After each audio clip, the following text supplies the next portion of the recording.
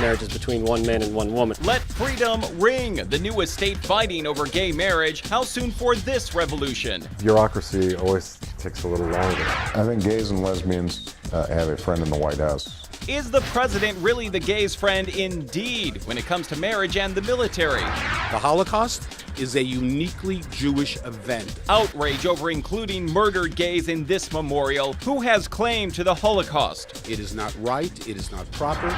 They said, oh, we should just act differently. You shouldn't speak so gaily. Kids bullied in class now fighting back with the nation's most famous teacher.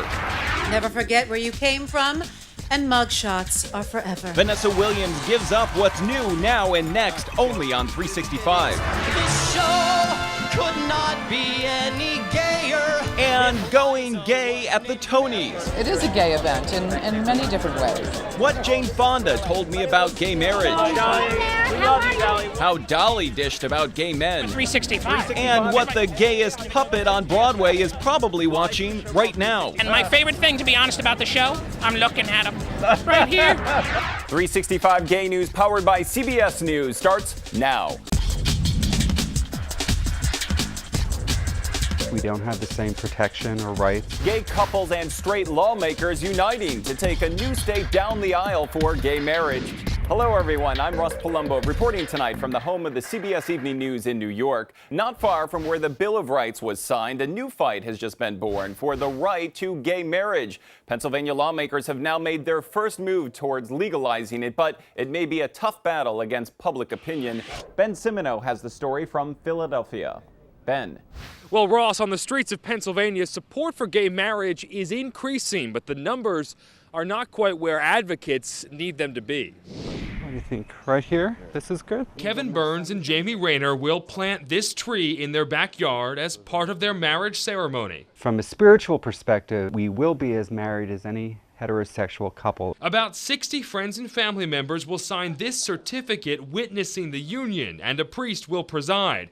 But the couple will not be married in the eyes of Pennsylvania. I think it's really an issue of economic equality for gay people. We don't have the same protection or rights. But all that might change if State Senator Dalen Leach has his way. He introduced this bill in Harrisburg that would make gay marriage legal. I think we'll come back 20 years from now and look back, and same-sex marriage will be legal in all 50 states, and we'll wonder why this was ever controversial. 42% of Pennsylvanians now say gay marriage should be legal. That's up from 35% in 2004, according to Muhlenberg College. But still 51% say no, and another senator is working on an amendment to ban gay marriage. God calls marriage, and Jesus was very specific when in Matthew chapter 19, when he said marriage is between one man and one woman. Bureaucracy always takes a little longer. And this couple is willing to hang in there.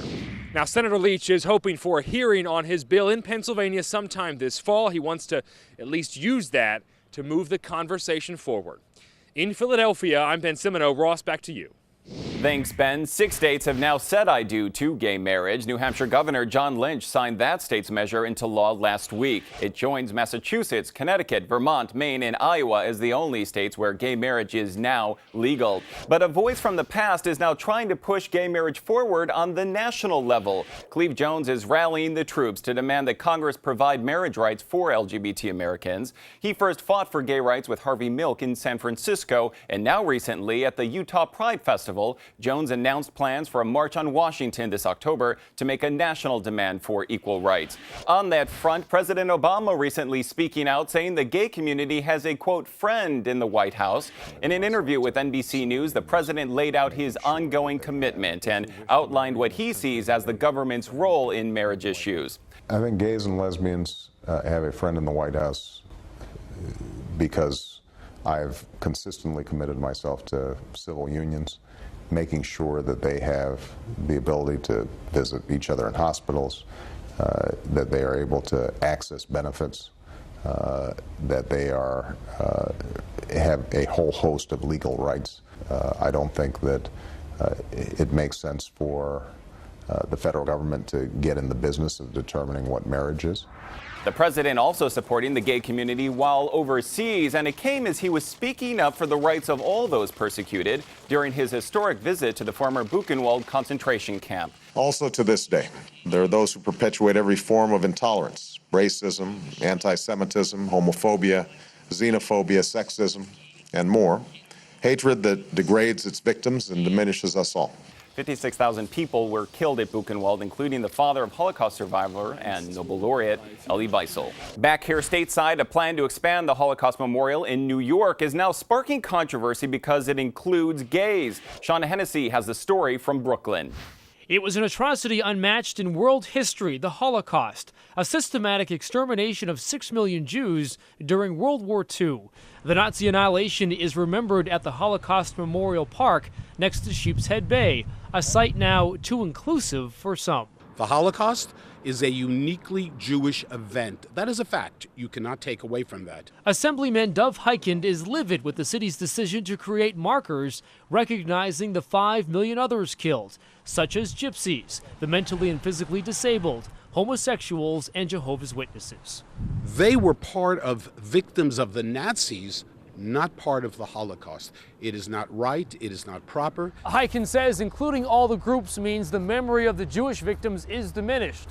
But other Jewish leaders and city leaders as well say not to include everyone is to ignore history. You know, you can't have a memorial about the Holocaust and not include every group that was targeted to be destroyed by the Nazis. All lives are precious, and we don't value any one group any more than others. We should not pick and choose.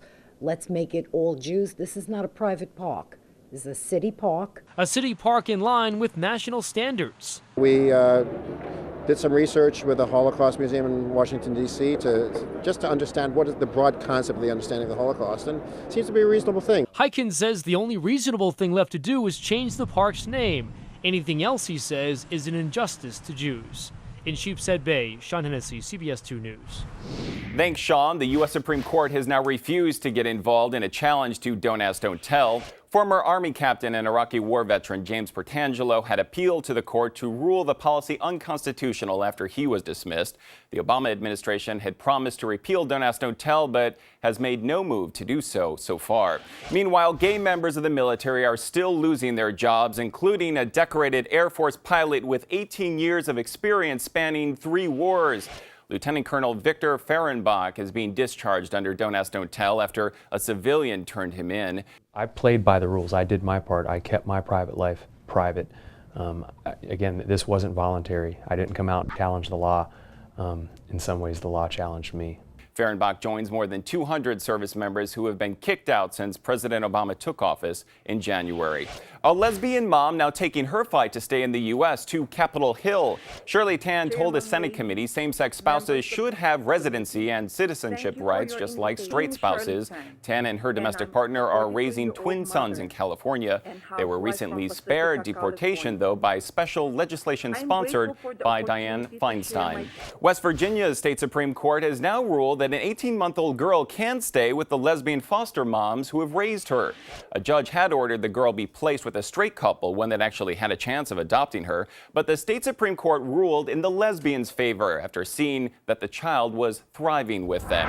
Coming up, tough lessons learned by bullied gay kids. It wasn't a joke, it was, hey, fag. The crisis in schools today now reaching all the way to the White House. Now they are really making a sister earn her keep. RuPaul reveals what's new now next, only on 365. And you've seen the Tony Award winners on stage. Now hear them off stage on the carpet and only on 365. Why do you think gay men love you so much? Oh, I don't know, because I love them. You're watching 365 Gay News from New York.